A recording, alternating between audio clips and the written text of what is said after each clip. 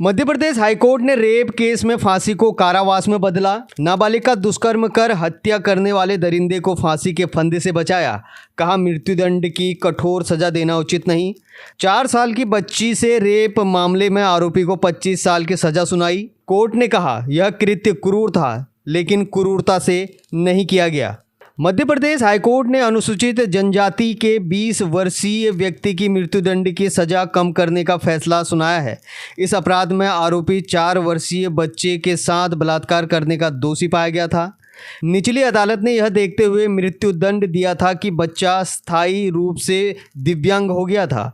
High court ने अपराध की गंभीरता स्वीकार करते हुए कहा कि यद्यपि यह कृत्य निर्विवाद रूप से क्रूर था, लेकिन इसे क्रूरता से नहीं किया गया। खंडपीठ ने सजा आजीवन कारावास में बदलते हुए दोषी को इतिहास, उसकी शिक्षा की कमी और आदिवासी पृष्ठभूमि जैसे कुछ कम करने वाले कारकों को ध्यान में रखा।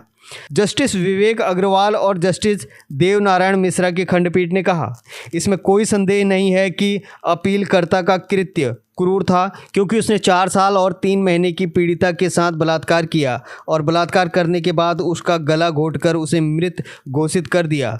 पीड़िता को ऐसी जगह फेंक दिया जहां उसकी तलाशी न ली जा सके और मौके से चला गया।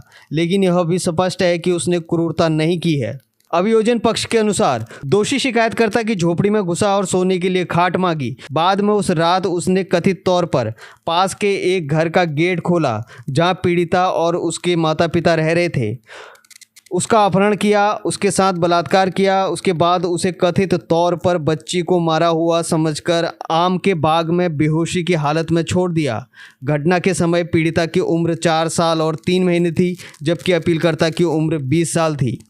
निचली अदालत ने दोषी को मौत की सजा सुनाई थी। इससे व्यथित होकर उसने सजा के आदेश को चुनौती देते हुए हाईकोर्ट का दरवाज़ा खटखटाया, जहां पर उसे मृत्युदंड को आजीवन कारावास में बदला गया है। ब्यूरो रिपोर्ट, सत्य खबर।